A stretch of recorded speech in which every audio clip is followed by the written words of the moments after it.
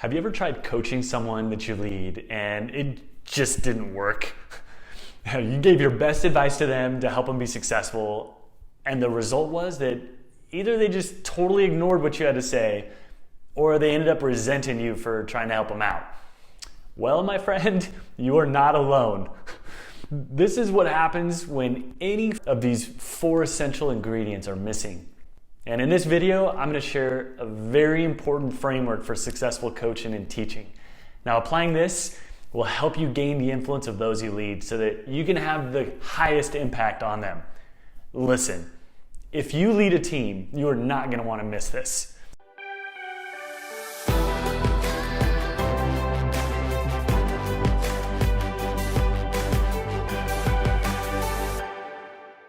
All right, welcome back. If you're new to the channel, my name's Ben Ward, and I've led sales teams for the past 20 years, and I like to talk about leading your team to success and how to draw out the best in the people that you lead. And if you're responsible for creating results with your team and you want to continue developing yourself as a leader, then this channel was created for you. All right, let's talk about successful coaching as you work with your team. I've found in working with tens of thousands of leaders over the past couple decades, there's 4 keys to successfully coaching someone and having them be inspired by you rather than deflated by you. The first key is to align with them. Meet them where they're at. It's adopting a mentality that before I say, follow me, I find you. Listen, the starting point to helping somebody create successful change is to understand and appreciate their world. Have you ever asked yourself, why can't I get through to this person? Well, often it's because they feel like you don't understand or appreciate them. You don't understand or appreciate their world. Now, how do you successfully align with people? Well, it's pretty simple, and you already know this, but let me remind you. You listen to them. Okay, got it, right? You're probably saying, okay, that's a great new revelation. But the magic is knowing what do you listen for.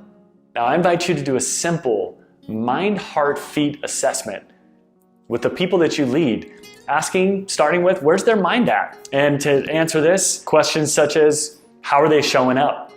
You want to ask yourself, how are they showing up? Are they operating from a place of abundance or a place of scarcity? Are they a victim right now, or are they a creator? These questions and questions like it will give you a great idea into where their head's at. Now you want to know, where's their heart at? What do they dream about? What are they passionate about? What's their why? Why do they get up out of bed and come and work on your team? What are their specific goals? That'll give you an indication on where their heart is at. So you've got an idea of where their mind's at, a little bit of where their heart's at.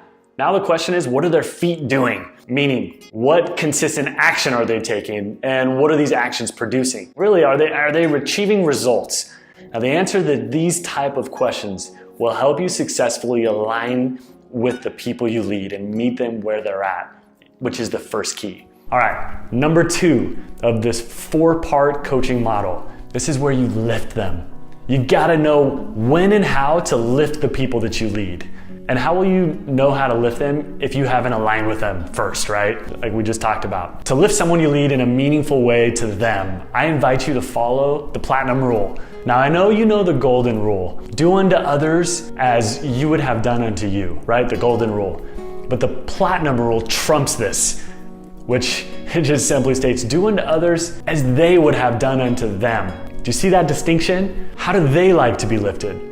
Is it positive words? Is it a quick note? Is it a private text? Is it a public recognition? Is it time? Is it time with you as a leader? Find out how they like to be lifted and take the time it takes to make sure the people you lead feel valued and appreciated by you. Call out the amazing work that they're doing in a specific area. Have them share with the team what they do in this area that they're amazing at that makes them so great at it. But find some way to lift the people around you. The reality is, for highest impact as a leader, be somebody that makes everybody feel like somebody. Treat the people you lead as if they already were what they could and ought to be. Lift them to that, and they will become what they could be. Give them that gift, but definitely get good at giving people a lift, and we all need it. All right, third, You want to challenge them. You want to challenge them directly.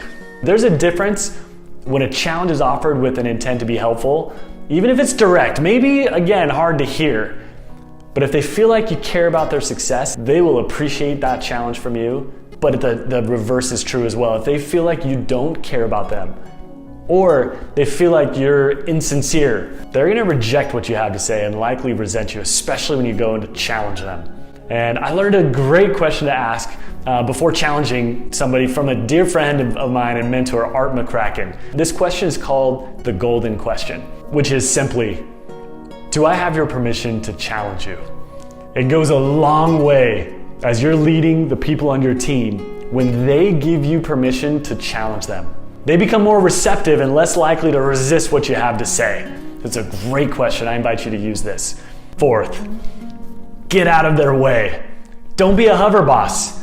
Now make sure you have the right person, and you find this out quick as you align with them, right? Meeting them where they're at, you lift them, you learn how to lift them meaningfully to them, you challenge them, and this gives you a great indication if this person is the right person on your team. What do they do with this? Then get out of their way. Allow them the opportunity to make mistakes. In fact, I invite you to make it a mantra with your team that we make new mistakes. Allow people to make mistakes. If they make it one time, okay. But the second time's unacceptable, right? We make new mistakes. Allow them space to learn and grow. And for some people, getting out of their way is kind of like my 5-year-old daughter, Emery. Dad, let go of me, but run right next to me and keep your hand close to my hand, but don't touch me. I'll grab your hand if I need it. For others, it might be more like my son when he was learning to ride his skateboard. Dad, stay in the driveway, but make sure you're watching. As I watched him crash and fall over a ton of times, it like broke my heart. But eventually over a couple weeks, he got it and he learned. It was great. One way or another, to be the most helpful to the people we lead, we have to be willing and able to get out of their way. Well, as you align with the people you lead, get to know them. You'll know when and how to lift them. You'll know when and how to challenge them. And you'll know when and how to get out of their way. And keep pushing on your journey to successfully coach and teach the people that you lead. Make it a great day.